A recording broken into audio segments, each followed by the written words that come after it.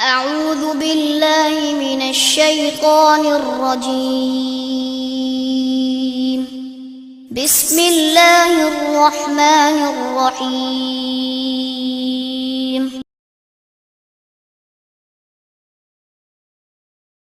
إن الحمد لله نحمده ونستعينه ونستغفره ونعوذ بالله من شرور أنفسنا ومن سيئات أعمالنا من يهده الله فلا مضل له ومن يضلل فلا هادي له وأشهد أن لا إله إلا الله وحده لا شريك له وأشهد أن محمدا عبده ورسوله. يا أيها الذين آمنوا اتقوا الله حق تقاته ولا تموتن إلا وأنتم مسلمون. يا أيها الناس اتقوا ربكم الذي خلقكم من نفس واحدة وخلق منها زوجها وبث منهما رجالا كثيرا ونساء واتقوا الله الذي تساءلون به والأرحام إن الله كان عليكم رقيبا. يا أيها الذين آمنوا اتقوا الله وقولوا قولا سديدا يصلح لكم أعمالكم ويغفر لكم ذنوبكم ومن يطع الله ورسوله فقد فاز فوزا عظيما. أما بعد فإن خير الحديث كتاب الله وخير الهدي هدي محمد صلى الله عليه وسلم وشر الأمور محدثاتها وكل محدثة بدعة وكل بدعة ضلالة وكل ضلالة في النار. قال تعالى إن الدين عند الله الإسلام وما اختلف الذين أوتوا الكتاب إلا من بعد ما جاءهم العلم بغيا بينهم ومن يكفر بآيات الله فإن الله سريع الحساب. سورہ آل عمران آیت نمبر 19. ترجمہ اس آیت کا یہ ہے کہ بے شک اللہ تعالیٰ کے ہاں دین اسلام ہی ہے، اور وہ لوگ جنہیں کتاب دی گئی انہوں نے اختلاف نہیں کیا مگر ان کے پاس علم آ جانے کے بعد آپس میں زیادتی کرنے کے لیے، اور جو اللہ تعالیٰ کی آیتوں کے ساتھ کفر کرے اور جو اللہ تعالیٰ کی آیتوں کا انکار کرے تو بے شک اللہ رب العزت تیز ترین حساب لینے والے ہیں. اس آیت کے الفاظ اور مفردات: ان الدین، ان کا معنی ہے بے شک، یقیناً. الدین سے مراد دین ہے. عند اللہ، عند کا معنی پاس، ہاں، یعنی کہ بے شک دین اللہ کے ہاں کون سا ہے؟ الاسلام، اسلام. الاسلام اس کا لفظی معنی کیا ہوتا ہے؟ فرما برداری کرنا، کسی کی پیروی کرنا، اپنے آپ کو جھکا دینا، یہ اس کا معنی ہوتا ہے. وَمَا اخْتَلَفَ الَّذِينَ، واو کا معنی اور ما جو ہے یہ نافیہ ہے، اس کا معنی کیا ہے؟ نہیں. اختلاف کیا، فعل ماضی ہے واحد کے لیے. الذین، ان لوگوں نے، اس موصول ہے اور یہ الذی کی جمع ہے. اوتو، جنہیں دی گئی، فعل ماضی ہے مجہول کے لیے. اس کا معلوم لفظ کیا ہوگا؟ آتا، اس نے دی. یوتی وہ دیتا ہے، اور اوتو انہیں دی گئی. الکتاب، کتاب. الا، مگر. من بعد ما جاءهم العلم، یہ ما جو ہے یہ مصدریہ ہے. اس کا مطلب یہ ہے کہ اس کے بعد جو فعل آ رہا ہے اس کے معنی کو مصدر کے معنی میں تبدیل کر دے گا. جا فعل ماضی ہے واحد کے لیے، وہ آیا.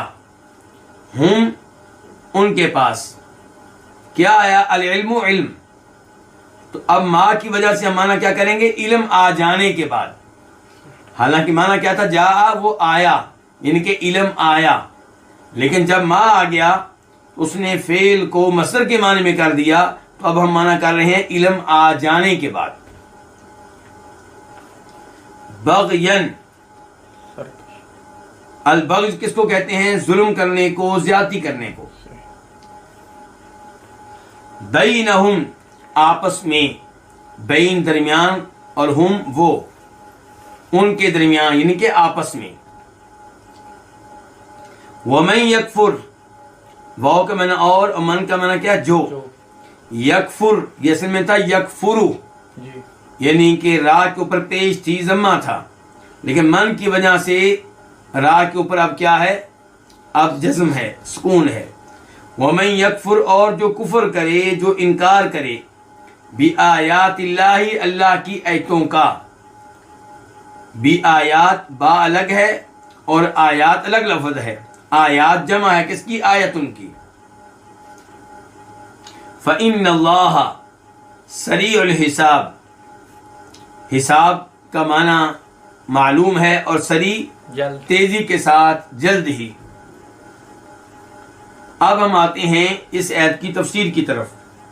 اللہ رب العزت نے اس آیت میں وعدے کر دیا کہ جو دین اللہ تعالیٰ کے ہاں قابل قبول ہے، جو دین اللہ تعالیٰ کے ہاں معتبر ہے، جو دین اللہ تعالیٰ کے ہاں مفید ثابت ہوگا، وہ ایک ہی دین ہے، اور وہ دین اسلام ہے۔ اللہ رب العزت ارشاد فرماتے ہیں سورہ آل عمران میں ہی آیت نمبر 85 میں کہ وَمَن يَبْتَغِ غَيْرَ الْإِسْلَامِ دِينًا فَلَن يُقْبَلَ مِنْهُ، جو دین اسلام کے علاوہ کوئی اور دین طلب کرے، کسی اور دین پہ چلنا چاہے، تو اسے یہ بات معلوم ہونی چاہیے کہ دین اسلام کے علاوہ کوئی ایسا دین نہیں ہے جو اللہ رب العزت کے ہاں قابل قبول ہو۔ دین اسلام یہ شروع سے چلا آ رہا ہے، اور آج تک یہ دین موجود ہے۔ جتنے بھی نبی آئے وہ دین اسلام پہ تھے۔ جناب نوح علیہ السلام ارشاد فرماتے ہیں، جیسا کہ سورہ یونس میں آتا ہے کہ وَأُمِرْتُ أَنْ أَكُونَ مِنَ الْمُسْلِمِينَ، مجھے حکم دیا گیا ہے کہ میں مسلمانوں میں سے ہو جاؤں، مجھے حکم دیا گیا ہے کہ میں اللہ کی اطاعت اور فرما برداری کرنے والوں میں سے ہو جاؤں۔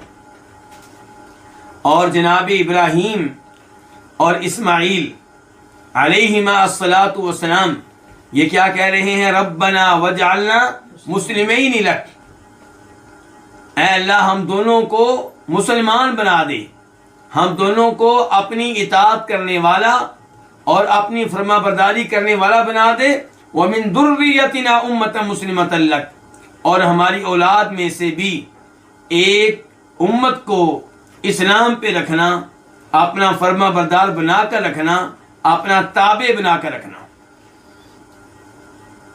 اور جناب یعقوب علیہ السلام اپنے بیٹوں سے کہہ رہے ہیں فوت ہونے سے پہلے، یا بنی ان اللہ اصطفیٰ لکم الدین فلا تموتن الا وانتم مسلمون، کہ اے میرے بیٹو، اللہ رب العزت نے اس دین کو تمہارے لیے چن لیا ہے، منتخب کر لیا ہے، اس لیے تمہیں جب بھی موت آئے اسلام پہ آئے، اللہ کی اطاعت پہ آئے، اللہ کی فرما برداری میں آئے۔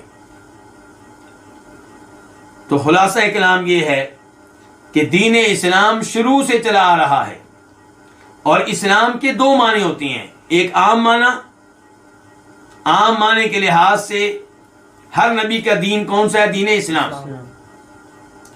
اور ایک ہے اسلام کا خاص معنی، یعنی کہ نبی علیہ الصلوۃ والسلام کے زمانے میں، ہمارے نبی کے زمانے میں کون سا دین اسلام ہے؟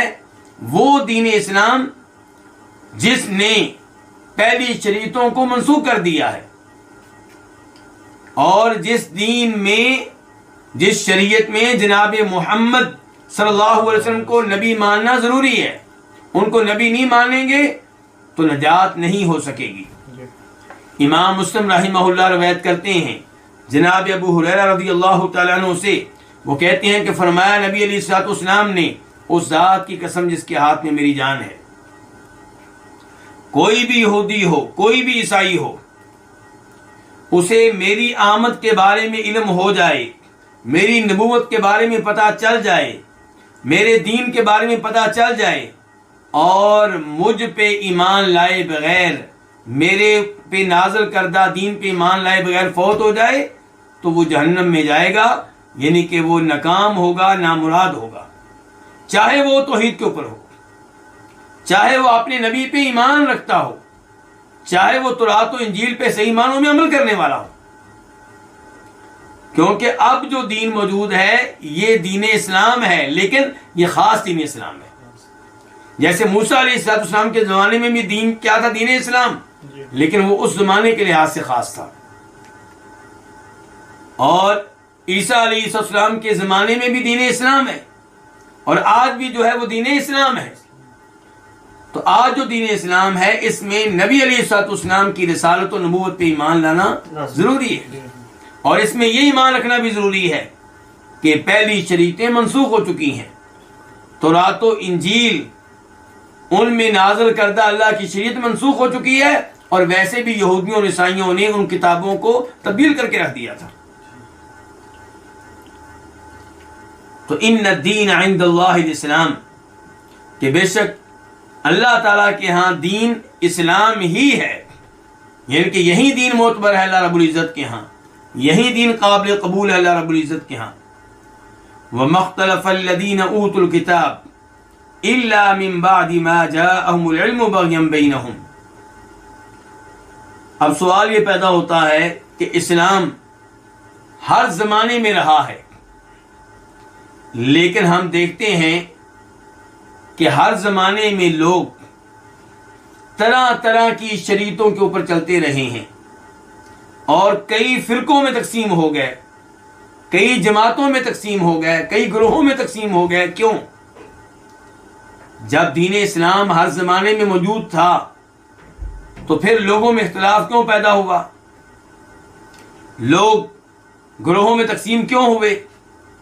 جیسا کہ فرماتے ہیں نبی علیہ الصلوۃ والسلام کہ میری امت 73 فرقوں میں تقسیم ہو جائے گی، جبکہ مجھ سے پہلے جو امتیں ہیں وہ 71 اور 72 فرقوں میں تقسیم ہو گئیں۔ تو ایسا کیوں ہوتا رہا؟ اللہ تعالیٰ کہتے ہیں وَمَا اخْتَلَفَ الَّذِينَ أُوتُوا الْكِتَابَ، اور نہیں اختلاف کیا ان لوگوں نے جنہیں کتاب دی گئی۔ جنہیں کتاب دی گئی کون ہے؟ یہود و نصارہ مراد ہیں۔ جب اہل کتاب کا لفظ استعمال کیا جائے تو اس سے عام طور پہ مراد یہودی اور عیسائی ہوتے ہیں، کیونکہ یہ کتاب والے ہیں ان پہ آسمانی کتابیں نازل ہوئی ہیں۔ تو اللہ تعالیٰ کہتے ہیں کہ یہ جو اہل کتاب ہیں جن کو کتاب دی گئی ہے، انہوں نے نہیں اختلاف کیا مگر علم آ جانے کے بعد۔ انہوں نے جو اختلاف کیا ہے، یہ جو گروہوں میں تقسیم ہوئے ہیں، اس کے پیچھے جہالت نہیں ہے، اس کے پیچھے کیا ہے؟ بغیم بینہم، ایک دوسرے کے اوپر ظلم و زیادتی کرنے کے لیے ان لوگوں نے اختلاف کی راہ اختیار کی۔ ورنہ اللہ رب العزت کہتے ہیں علم آ چکا تھا، حق واضح ہو چکا تھا، اللہ کا دین دین اسلام انہیں معلوم ہو چکا تھا، توحید اور شریعت ان کے لیے واضح ہو چکی تھی۔ جیسا کہ اللہ تعالیٰ فرماتے ہیں سورہ بینہ میں بھی آیت نمبر 4 میں وَمَا تَفَرَّقَ الَّذِينَ أُوتُوا الْكِتَابَ إِلَّا مِن بَعْدِ مَا جَاءَتْهُمُ الْبَيِّنَةُ، تو علم آنے کے بعد انہوں نے اختلاف کیا ہے۔ تو یہ اختلاف اس لیے نہیں ہوا کہ وہ حق کی تلاش میں تھے لیکن حق تک پہنچ نہ سکے، بلکہ نیتیں خراب تھیں، ارادے خراب تھے، ایک دوسرے کے اوپر ظلم و زیادتی کرنا مقصود تھا۔ آپ یہودیوں اور عیسائیوں کو آپس میں لے لیں، یہودی عیسائیوں کو غلط قرار دیتے رہے، عیسائی یہودیوں کو غلط قرار دیتے رہے، ایک دوسرے کے اوپر ظلم و زیادتی کرتے رہے۔ اللہ تعالیٰ فرماتے ہیں وَمَن يَكْفُرْ بِآيَاتِ اللَّهِ، اور جو اللہ تعالیٰ کی آیتوں کا انکار کرے، اللہ تعالیٰ کی آیتوں کے ساتھ کفر کرے، تو اللہ تعالیٰ جلد حساب لینے والے ہیں، تیز ترین حساب لینے والے ہیں۔ اللہ تعالیٰ کی آیتوں سے یہاں پہ کیا مراد ہے؟ یہاں اللہ کی آیتوں سے دونوں طرح کی آیتیں مراد ہو سکتی ہیں، شرعی آیتیں بھی اور کونی آیتیں بھی. کونی آیتیں کیا ہوتی ہیں؟ اللہ کی نشانیاں. آسمان اللہ کی نشانی ہے، سورج اللہ کی نشانی ہے، چاند اللہ کی بہت بڑی نشانی ہے، یہ دریا اللہ کی بہت بڑی نشانی ہے، سمندر اللہ کی بہت بڑی نشانی ہے، پہاڑ اللہ کی بہت بڑی نشانی ہے، پرندوں کا فضا میں اڑنا یہ اللہ کی بہت بڑی نشانی ہے. تو ان کے اوپر بھی ایمان لانا ضروری ہے. کیا ایمان؟ کہ آسمانوں کا خالق کون؟ اللہ. زمین کا خالق کون؟ اللہ. ان کا نظام چلانے والا کون؟ اللہ. ان کی تخلیق میں اللہ کے ساتھ کوئی شریک نہیں، ان کا نظام چلانے میں اللہ کا کوئی مددگار نہیں. اگر کوئی ان کا خالق اللہ کو نہیں مانتا تو وہ اللہ کی اس آیت کا، اس نشانی کا انکار کر رہا ہے.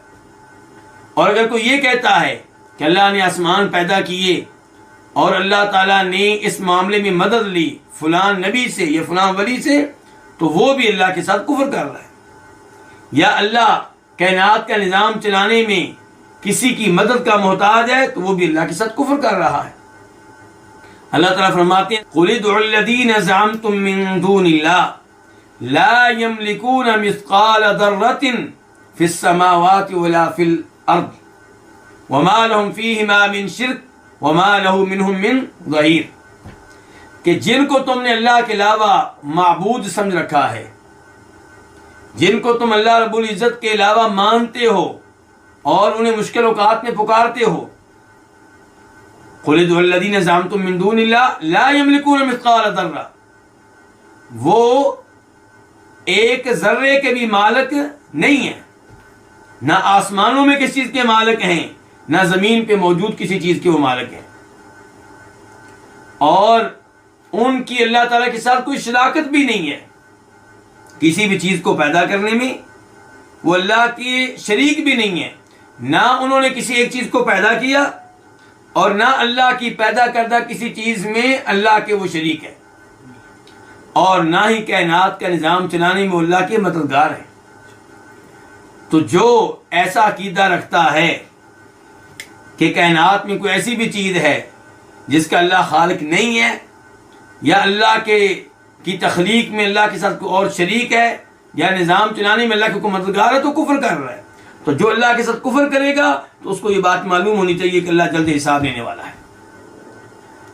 اور دوسرے نمبر پہ ان آیات سے مراد کون سی آیتیں؟ شرعی آیتیں. قرآن کریم یہ اس میں کیا ہے؟ اللہ تعالیٰ کی طرف سے نازل کردہ آیتیں ہیں.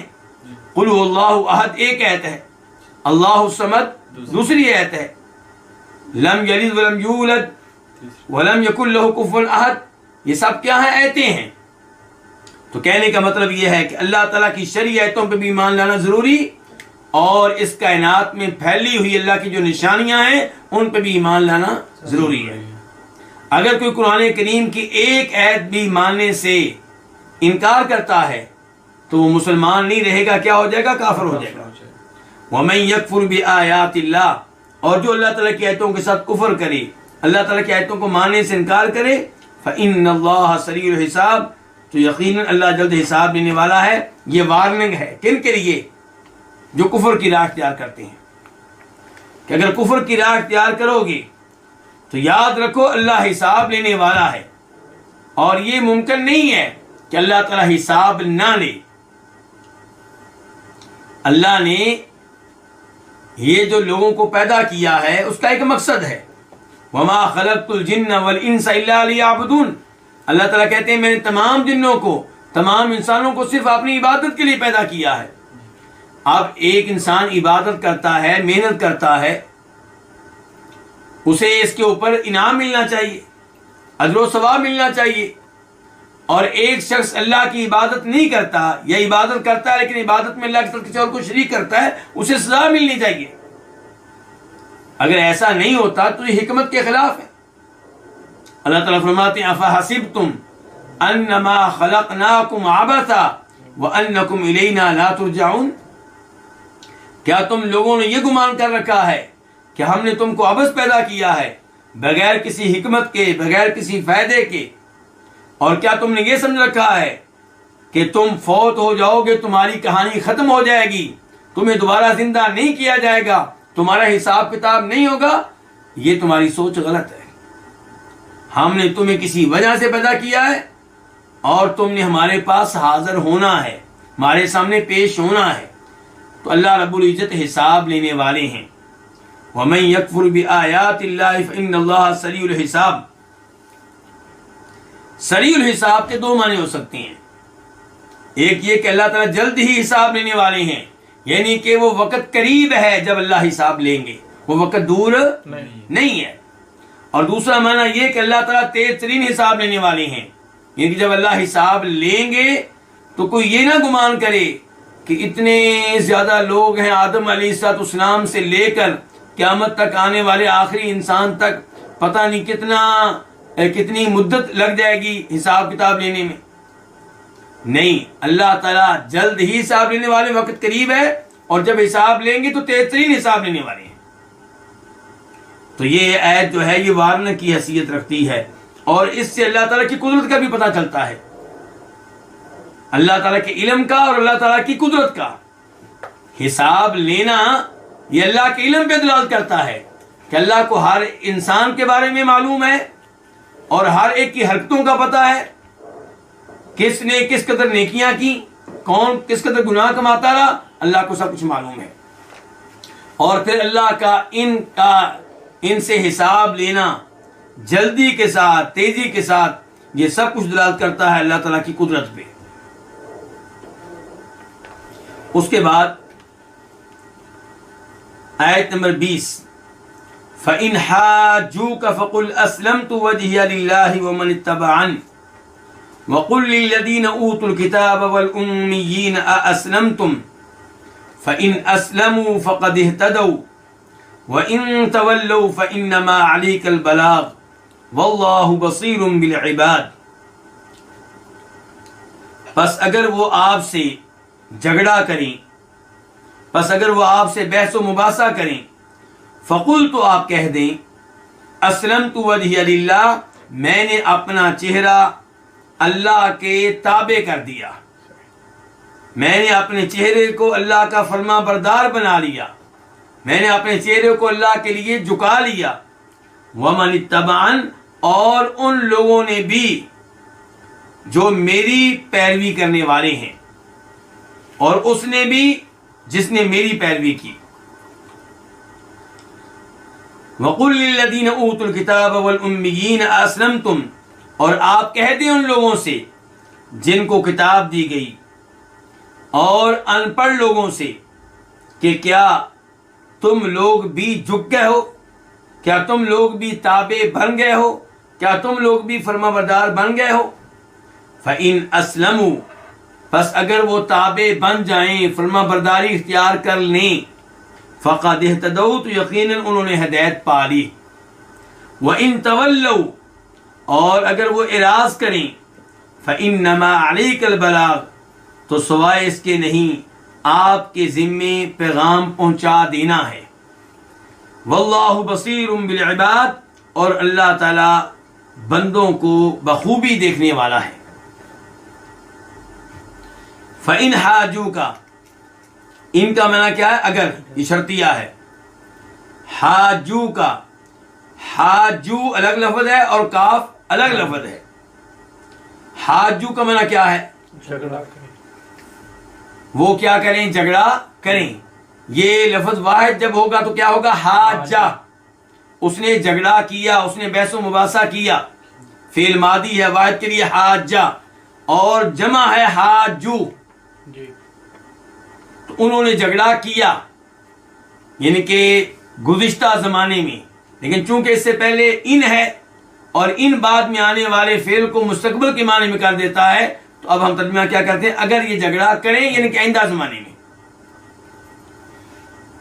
اگر یہ جھگڑا کریں کا آپ سے، فقل، تو آپ کہہ دیں، فا الگ ہے، قل الگ ہے، فا کا معنی ہم کر رہے ہیں تو، قل آپ کہہ دیں، یہ فعل امر ہے واحد کے لیے، قل تو کہہ دے، آپ کہہ دیں، اسلمتو، یہ فعل ماضی ہے واحد متکلم کے لیے، اسلمتو، میں نے جھکا دیا، میں نے تابع کر دیا، کس کو؟ وجہیہ اپنے چہرے کو.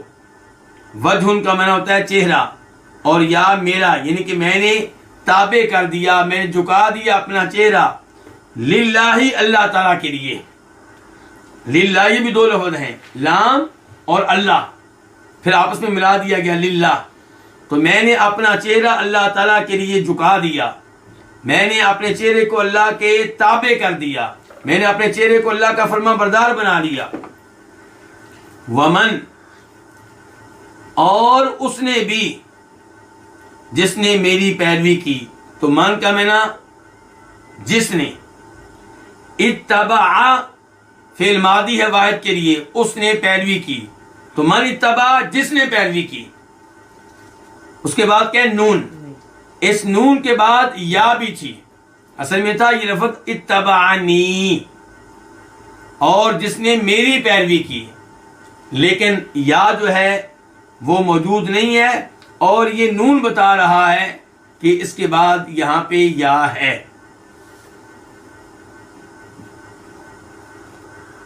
وَقُلْ لِلَّذِينَ أُوتُوا الْكِتَابَ وَالْأُمِّيِّينَ، وَقُلْ، اور آپ کہہ دیں، لِلَّذِينَ ان لوگوں سے. یہ لِلَّذِينَ دو لفظ ہیں، لام اور الذین. لام کا معنی کیا ہوتا ہے؟ کے لیے، کے واسطے. اب ان کو اکٹھا کر دیا گیا تو اب پڑھتے ہیں لِلَّذِينَ، اصل میں تھا لی الذین. تو لِلَّذِينَ ان لوگوں کے واسطے، ان لوگوں سے آپ کہہ دیں، اوتو جن کو کتاب دی گئی. اس کی وضاحت اوپر ہو چکی ہے پچھلی آیت میں. والامیین، اور آپ ان پڑھ لوگوں سے کہہ دیں. الامیین یہ جمع ہے کس کی؟ الامی کی. الامی یہ لفظ جو ہے کی طرف نسبت ہے اس کی. کس کو کہتے ہیں؟ ماں کو. امی ماں والا. مراد یہ ہے کہ وہ انسان جو لکھنا پڑھنا نہ جانتا ہو، جیسے ماں کے پیٹ سے نکلا ہے ویسے کا ویسا ہو، نہ اس نے لکھنا سیکھا نہ اس نے پڑھنا سیکھا. تو امی ان پڑھ، امیین یہ اس کی جمع ہے. اور ہمارے نبی علیہ الصلوۃ والسلام کے القاب میں سے ایک عظیم لقب اور آپ کے اوصاف میں سے ایک عظیم وصف یہ ہے کہ آپ امی تھے. پاک و ہند میں کئی لوگ پریشان ہو جاتے ہیں کہ دیکھو جی یہ نبی علیہ الصلوۃ والسلام کو امی کہہ رہے ہیں، اور امی کا معنی کیا ہوتا ہے؟ ان پڑھ. تو مراد یہاں پہ یہ ہے کہ جو لکھنا اور پڑھنا نہ جانتا ہو. یہ مراد نہیں ہے کہ نبی علیہ الصلوۃ والسلام کے پاس علم نہیں تھا. آپ تو تمام علماء کے امام ہیں. آپ نے ہی اللہ رب العزت سے علم لے کر امت کو علم دیا ہے. تو آپ کے عالم ہونے میں، بلکہ سب سے بڑا عالم ہونے میں کوئی شک و شبہ نہیں ہے. لیکن امی کا مطلب یہ نہیں ہے کہ علم نہیں تھا. امی کا مطلب یہ ہے کہ اوپر دیکھ کر پڑھنا یہ نہیں آتا تھا، لکھنا یہ نہیں آتا تھا. اور یہ آپ کی خوبی ہے. اللہ نے آپ کو یہ لقب دیا ہے تو آپ کی شان میں اضافہ کرنے کے لیے، نہ کہ آپ کی شان میں کمی کرنے کے لیے. اللہ نے یہ آپ کو لقب دیا ہے، کیوں؟ یہ بتانے کے لیے کہ آپ کو اوپر دیکھ کر پڑھنا نہیں آتا تھا، لکھنا نہیں آتا تھا. اس کے باوجود قرآن جیسا عظیم کلام آپ لوگوں کو بتاتے اور کہتے کہ یہ میرے اوپر اللہ نے نازل کیا ہے، تو اس کو مان لینا چاہیے. لوگ کہتے نہیں. آپ کے مخالفین کیا کہتے تھے کہ انہوں نے پرانے لوگوں کی کتابیں پڑھی ہیں اور وہ باتیں ہمارے سامنے کرتے ہیں. یہ پرانے لوگوں کے قصے کہانیاں ہیں.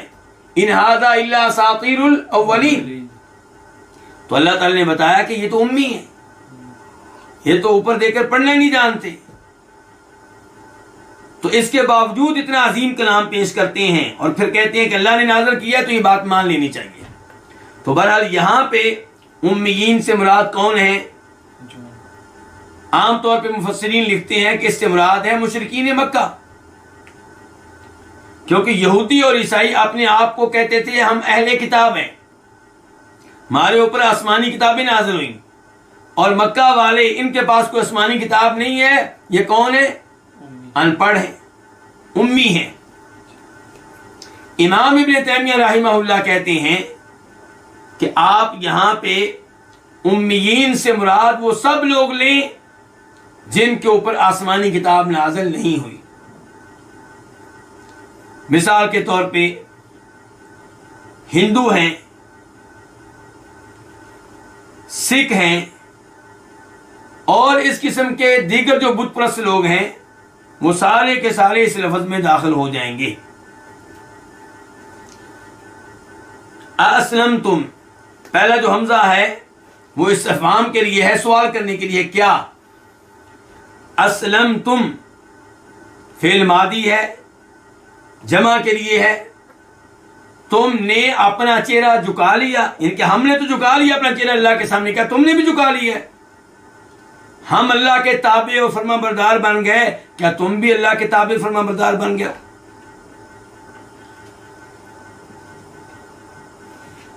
فَإِنْ أَسْلَمُوا،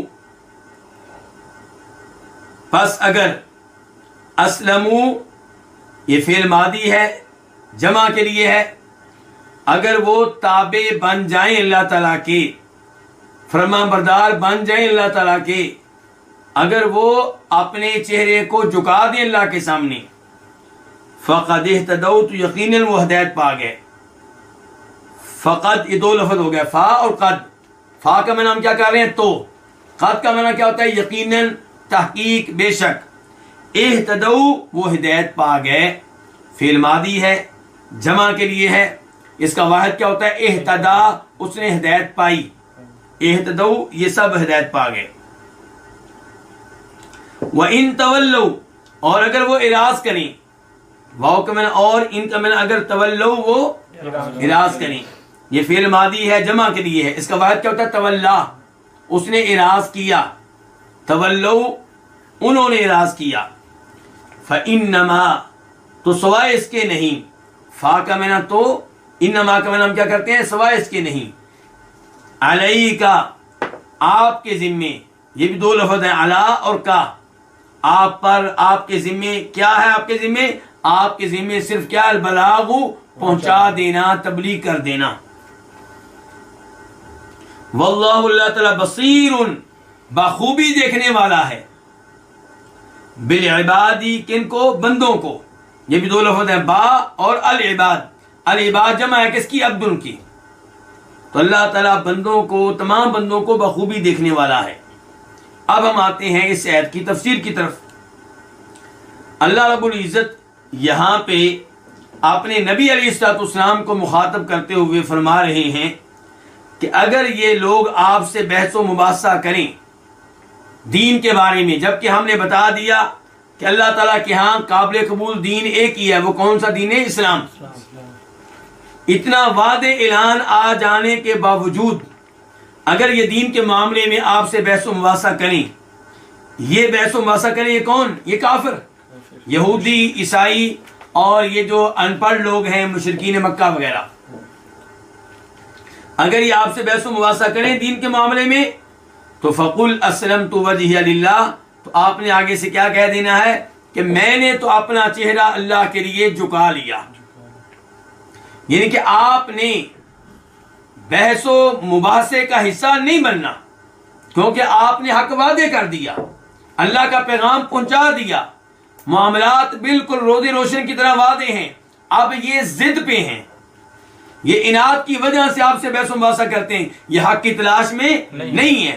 تو اس لیے آپ نے بحث و مباحثہ کا حصہ بننے کی بجائے یہ کہنا ہے کہ تم مانو نہ مانو، تم اس دین کو قبول کرو یا نہ کرو، میں تو مسلمان ہو چکا، میں نے تو اپنا چہرہ اللہ کے لیے جھکا لیا اور میرے پیروکاروں نے بھی جھکا لیا.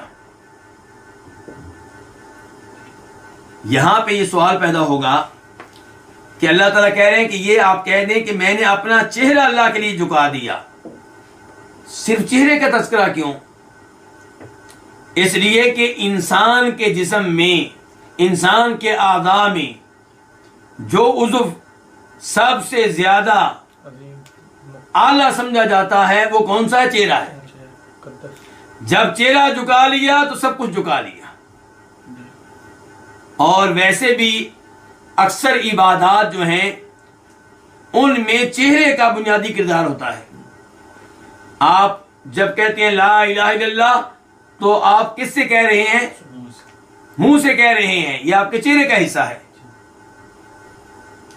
تلاوت آپ کرتے ہیں، اللہ کی توحید کا اعلان کرتے ہیں، نبی علیہ السلام کی رسالت کو آپ مانتے ہیں اور اس کا اقرار کرتے ہیں، گواہی دیتے ہیں، سب کچھ کس کے ساتھ ہوتا ہے؟ منہ کے ساتھ۔ اور پھر آپ اپنا چہرہ سجدے کی حالت میں زمین پہ لگاتے ہیں، یہ اس موقع پہ آپ عبادت کی اعلیٰ ترین بلندی پہ فائز ہوتے ہیں۔ تو کہنے کا مطلب یہ ہے کہ چہرہ اعلیٰ ترین عضو بھی ہے اور اکثر عبادات اسی کے ذریعے سر انجام دی جاتی ہیں، تو اس لیے جب آپ نے اس کو اللہ کے لیے جھکا لیا تو پھر آپ نے سب کچھ اللہ کے سامنے جھکا لیا۔ اسلمت وجہی للہ، میں نے اپنا چہرہ اللہ کے لیے جھکا لیا۔ کیا مطلب اس کا؟ کہ اللہ رب العزت جو بتائیں گے میں اس پہ ایمان لانے کا اعلان کرتا ہوں۔ اللہ بتائیں گے کہ قیامت آئے گی، میں ایمان لاتا ہوں، بالکل آئے گی۔ اللہ رب العزت کی طرف سے مجھے بتایا جائے گا کہ دجال کا ظہور ہوگا، میں ایمان لاتا ہوں کہ دجال کا ظہور ہوگا۔ اللہ کی طرف سے مجھے بتایا گیا کہ ایک نبی آئے تھے جن کا نام نوح تھا، میں ایمان لاتا ہوں کہ ایک نبی آئے تھے جن کا نام نوح تھا۔ تو جو بھی اللہ نے بتا دیا میں اس پہ ایمان لاتا ہوں، کیونکہ میں نے اللہ کے سامنے اپنا چہرہ جھکا دیا ہے۔ میں ہر معاملے میں اللہ کی اطاعت کروں گا، فوری طور پہ اللہ کی ہر بات کو قبول کروں گا، اور میں نے اللہ کے سامنے چہرہ جھکا دیا۔ اس کا یہ بھی مطلب ہے کہ جب اللہ مجھے کوئی آرڈر دیں گے، مجھ سے کوئی مطالبہ کریں گے، میں اس مطالبے کو پورا کروں گا۔ اللہ تعالیٰ کہیں گے 5 وقت کی نمازیں ادا کرو، میں ادا کروں گا۔ حج کرو، حج کروں گا۔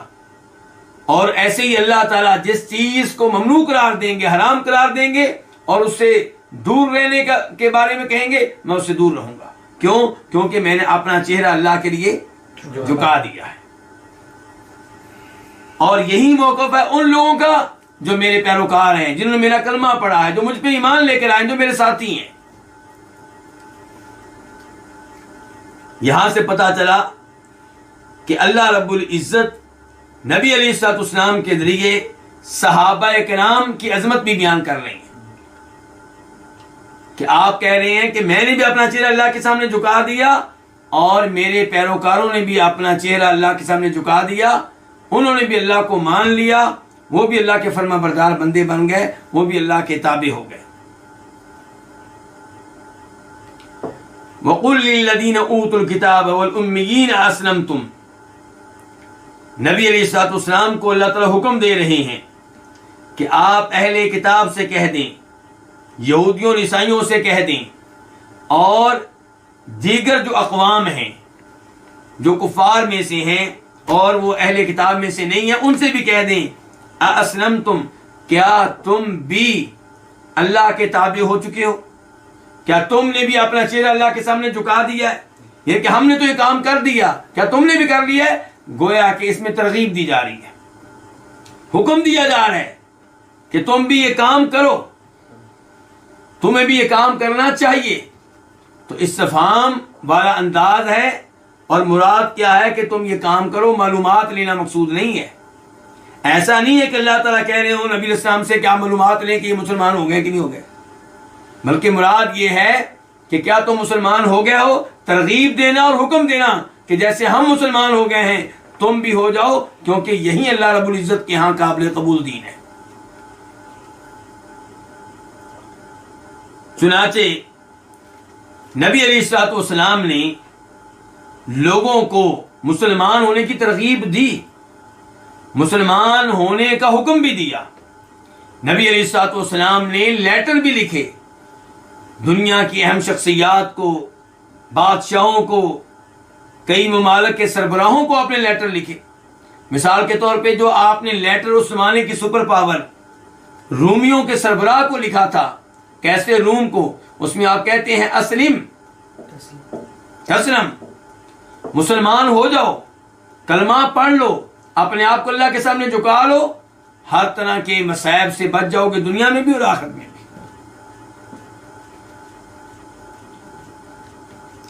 فَإِنْ أَسْلَمُوا فَقَدْ اهْتَدَوْا، اللہ رب العزت کہتے ہیں کہ اگر یہ لوگ مسلمان ہو جائیں، اپنے آپ کو اللہ کے سامنے جھکا لیں، اللہ کے تابع فرما بردار بن جائیں، اطاعت کرنے والے بن جائیں، تو یقیناً انہوں نے ہدایت پا لی، جنت کے راستے پہ لگ گئے، صراط مستقیم پہ لگ گئے، منزل مقصود پہ پہنچ گئے۔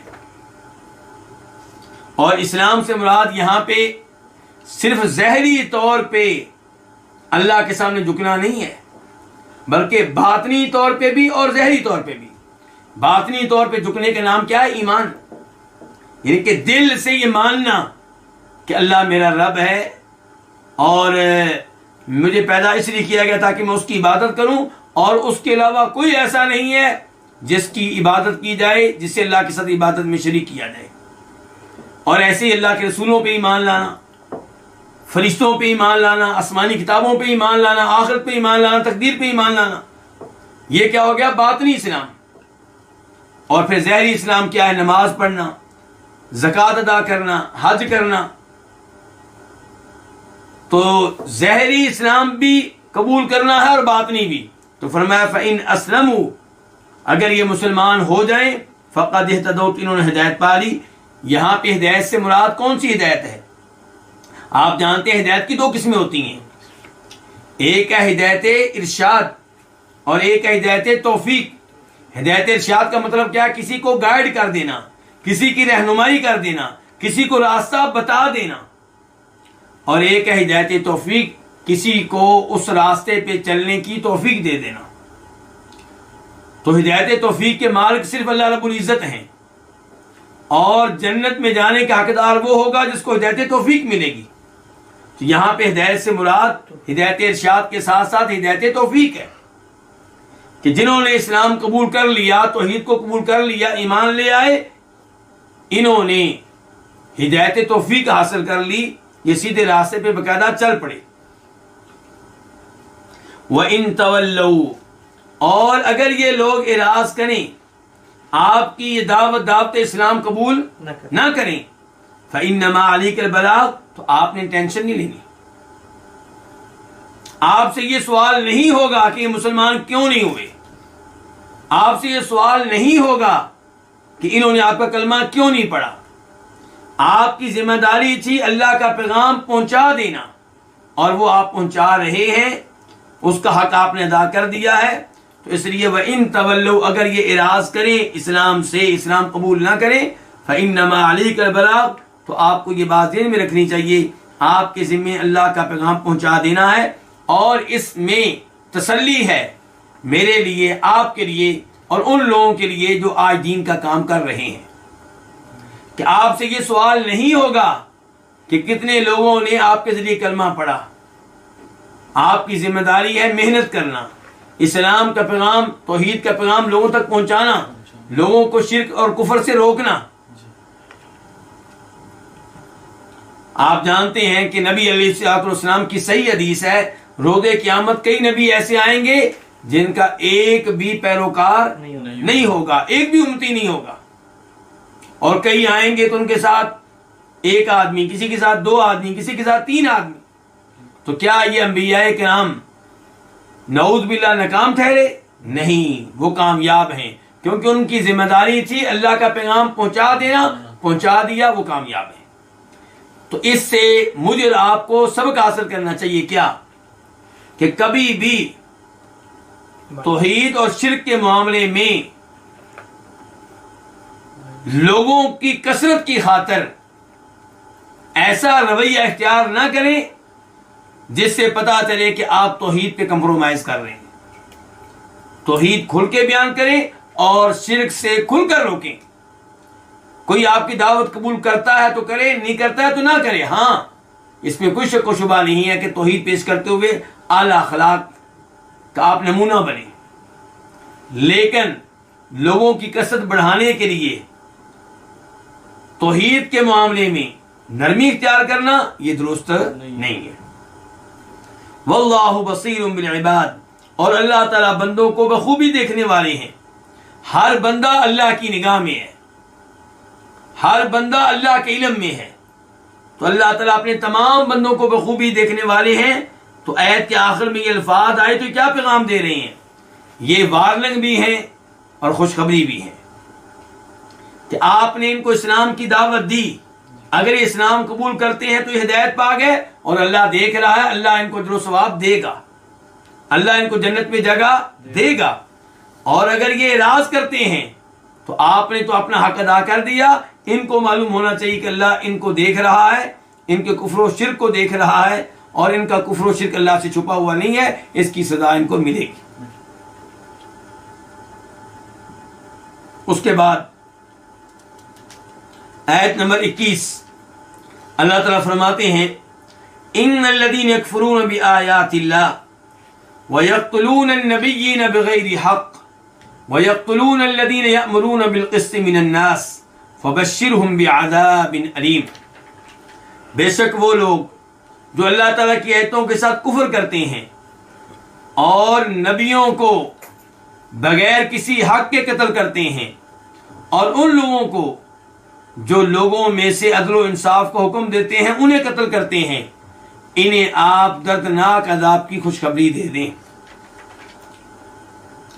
ان الذین، ان کا معنی کیا؟ بے شک، یقیناً، الذین اسم موصول، بے شک وہ لوگ، یکفرون جو کفر کرتے ہیں، فعل مضارع ہے جمع کے لیے، بآیات اللہ، اللہ تعالیٰ کی آیتوں کے ساتھ، ویقتلون اور قتل کرتے ہیں، فعل مضارع ہے جمع کے لیے، اس کا واحد کیا ہوتا ہے؟ یقتلو، وہ قتل کرتا ہے، یقتلو قتل کرتے ہیں، النبیین، کن کو؟ نبیوں کو، نبیین جمع ہے کس کی؟ نبیون کی،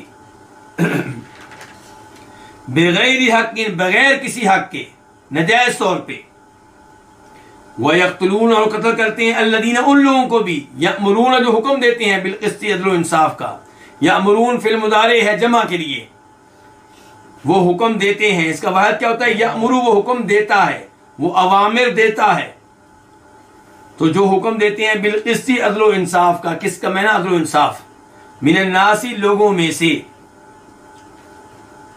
فبشرہم، یہ تین لفظ ہیں، فا، بشر اور ہم۔ فا کا معنی کیا ہے؟ تو، بشر فعل امر ہے واحد کے لیے، آپ خوشخبری دے دیں، ہم انہیں، بعذاب علیم، عذاب کی، سزا کی، کیسا عذاب؟ علیم، دردناک، تکلیف دینے والا۔ اللہ رب العزت اس آیت میں بیان کر رہے ہیں، تین طرح کے جرائم کا تذکرہ کر رہے ہیں۔ نمبر 1، اللہ کی آیتوں کے ساتھ کفر کرنا، نمبر 2، نبیوں کو ناحق قتل کرنا، اور نمبر 3، ان لوگوں کو قتل کرنا جو عدل و انصاف کو حکم دیتے ہیں۔ فرمایا جو یہ تین جرائم، جو ان تین جرائم کا ارتکاب کریں، انہیں آپ دردناک عذاب کی خوشخبری دیتے ہیں۔ اللہ تعالیٰ کے ساتھ کفر کرنا، اس سے پتہ چلا کہ اللہ تعالیٰ کی ایک ایک آیت پہ ایمان لانا واجب ہے، ضروری ہے۔ اگر آپ ایک آیت بھی نہیں مانیں گے تو آپ کفر میں داخل ہو جائیں گے۔ وَيَقْتُلُونَ النَّبِيِّينَ، اور وہ لوگ جو نبیوں کو قتل کرتے ہیں، کیا نبیوں کو قتل کرنا کفر نہیں ہے؟ یہ بھی کفر ہے، لیکن نبیوں کو قتل کرنا یہ وہ کفر ہے جس کا تذکرہ الگ سے کیا اللہ تعالیٰ نے۔ کیوں؟ کیونکہ یہ عام کفر نہیں ہے، یہ کفر کی بہت ہی بری قسم ہے، اس لیے اللہ نے اس کا الگ سے تذکرہ کیا اور کہا کہ بے شک وہ لوگ جو اللہ کی آیتوں کے ساتھ کفر کرتے ہیں اور نبیوں کو قتل کرتے ہیں، بغیر حق، ناحق طور پہ۔ کیا کبھی کسی نبی کو حق کے ساتھ بھی قتل کیا جا سکتا ہے؟ اللہ تعالیٰ نے لفظ استعمال کیا ہے بغیر حق، مراد یہ بتانا ہے کہ جنہوں نے نبیوں کو قتل کیا، جب بھی قتل کیا نجائز ہی قتل کیا ہے، کیونکہ یہ ممکن ہی نہیں ہے کہ نبی کا قتل حق کے ساتھ ہو۔ جب بھی نبی کا قتل کیا جائے گا کسی نبی کو، نجائز طور پہ ظلم و زیادتی کے ساتھ قتل کیا جائے گا۔ اور فرماتے ہیں نبی علیہ الصلوۃ والسلام اس حدیث میں جسے امام احمد اپنی مسند میں لے کر آئے ہیں، شیخ البانی رحمہ اللہ نے اسے قابل قبول قرار دیا ہے، کہ جن لوگوں کو قیامت کے دن شدید ترین عذاب ملے گا ان میں سے ایک وہ ہے جس کو کسی نبی نے قتل کیا یا جس نے کسی نبی کو قتل کیا۔ جس کو نبی قتل کرے وہ بھی بہت بڑا مجرم، اور جو نبی کو قتل کرے وہ بھی بہت بڑا مجرم۔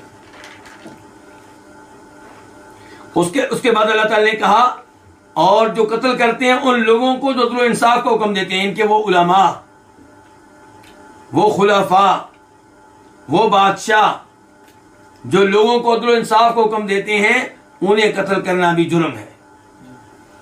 علماء کو قتل کرنا اور خیر کی گفتگو کرنے والوں کو قتل کرنا یہ بھی جرم ہے۔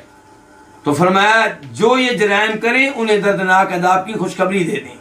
یہاں پہ لفظ کیا بولا گیا؟ خوشخبری دے دیں۔ دردناک عذاب کی خوشخبری دی جاتی ہے یا وارننگ دی جاتی ہے؟ وارننگ دی جاتی ہے۔ تو اللہ تعالیٰ نے یہ خوشخبری کا لفظ بولا ہے اس لیے کہ یہ تنزیہ انداز ہے۔ تو یہ اتنے بڑے مجرم ہیں کہ ان کے ساتھ اللہ یہ معاملہ کر رہے ہیں کہ اللہ تعالیٰ کہہ رہے ہیں کہ تمہارے لیے خوشخبری ہے کہ تمہیں دردناک عذاب ملنے والا ہے۔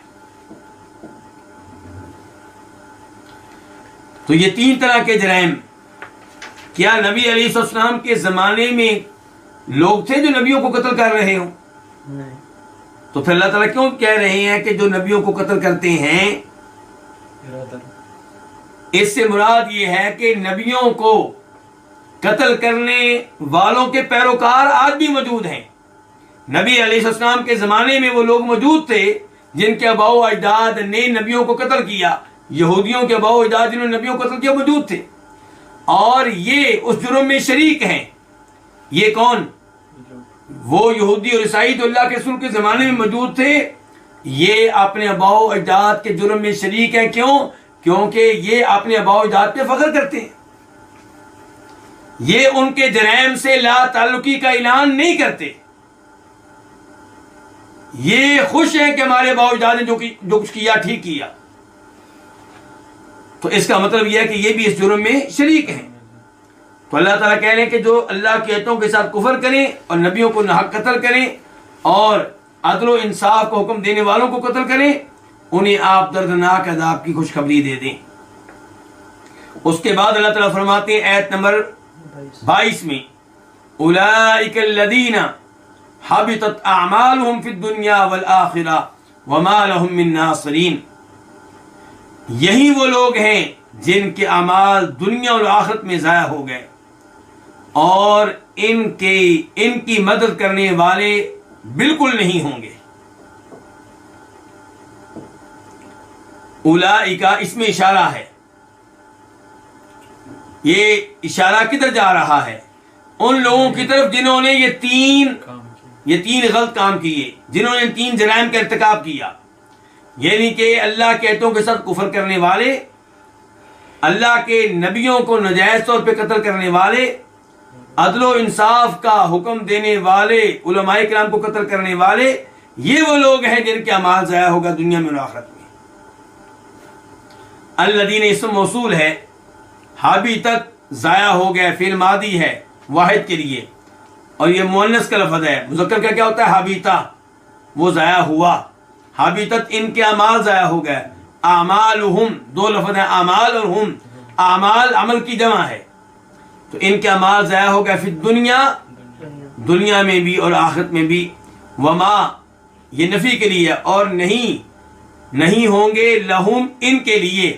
لہم دو لفظ ہیں، لام اور ہم، لام کے لیے کے واسطے، نہیں ہوں گے ان کے لیے، ان کے واسطے، من ناصرین، من زائدہ ہے ترکیب کے لحاظ سے، اور فائدہ دے رہا ہے کس کا؟ توکید کا، اس لیے ہم اس کا معنی کریں گے بالکل، اور ان کے لیے بالکل مددگار، کوئی مددگار نہیں ہوں گے۔ ناصرین، ناصر کی جمع ہے، ناصر مدد کرنے والا، ناصرین مدد کرنے والے، یعنی کہ ایسے مجرموں کے لیے کوئی ایسا مددگار بھی نہیں ہوگا جس کی مدد کے ذریعے یہ آخرت کی سزا سے بچ جائیں۔ اولئک الذین حبطت اعمالہم، تو ان کے اعمال دنیا آخرت میں ضائع ہو گئے۔ اس سے پتہ چلا کئی جرائم ایسے خطرناک ہوتے ہیں کہ ان کی وجہ سے انسان کی جو نیکیاں ہوتی ہیں وہ بھی ضائع ہو جاتی ہیں۔ تو ان کی کیا نیکیاں ہوں گی؟ مثال کے طور پہ اپنے والدین کے ساتھ اس نے سلوک کرتے رہے، رشتہ داروں کے ساتھ سلوک کرتے رہے، صلہ رحمی نیکی ہے، فقیروں مسکینوں کو کھانا کھلانا نیکی ہے، تو ایسی نیکیاں ان کی ضائع ہو جائیں گی. کس کی وجہ سے؟ کفر کی وجہ سے، نبیوں کو قتل کرنے کی وجہ سے. اللہ رب العزت سورہ بقرہ میں ارشاد فرماتے ہیں وَمَن يَرْتَدِدْ مِنْكُمْ عَنْ دِينِهِ فَيَمُتْ وَهُوَ كَافِرٌ فَأُولَٰئِكَ حَبِطَتْ أَعْمَالُهُمْ فِي الدُّنْيَا وَالْآخِرَةِ وَأُولَٰئِكَ أَصْحَابُ النَّارِ هُمْ فِيهَا خَالِدُونَ. کہ جو تم میں سے مرتد ہو جائے، دین اسلام ترک کر دے اور اسے موت اسی ارتداد پہ آئے، اسی کفر پہ آئے، تو اس کے سارے اعمال ضائع ہو جائیں گے اور وہ کہاں جائے گا؟ جہنم میں جائے گا، اور جہنم میں ہمیشہ ہمیشہ رہے گا. تو یہ لوگ جو ہیں ان کے بھی اعمال ضائع ہو گئے، نہ دنیا میں فائدہ ہوگا اور نہ آخرت میں کوئی فائدہ ہوگا، اور انہیں اللہ کے عذاب سے بچانے والا کوئی نہیں ہوگا، ان کی مدد کرنے والا کوئی نہیں ہوگا. اس میں وارننگ ہے ان کے لیے کہ یہ توبہ کر لیں، یہ سدھر جائیں، قرآن کریم پہ ایمان لے آئیں، اللہ کے رسول علیہ الصلوۃ والسلام پہ ایمان لے آئیں، اور اپنے ان آباء و اجداد سے لا تعلقی کا اعلان کریں جنہوں نے نبیوں کے ساتھ برا سلوک کیا، جو نبیوں کو قتل کرتے رہے، اور یہ صحابہ کرام کی، علماء کرام کی عزت کریں. تو جب یہ طرز عمل اختیار کریں گے تو تب ان کو کامیابی ملے گی، اور اگر یہ اسی طرز عمل پہ چلتے رہے جس پہ یہ چل رہے ہیں تو انہیں نقصان ہوگا دنیا میں بھی اور آخرت میں بھی. اللہ رب العزت سے دعا ہے کہ اللہ تعالیٰ ہمیں قرآن حکیم صحیح معنوں میں سمجھنے کی توفیق عنایت فرمائے، اور پوری زندگی اللہ تعالیٰ ہمیں قرآن کے ساتھ جڑے رہنے کی توفیق دے. وآخر دعوانا الحمد للہ رب العالمین.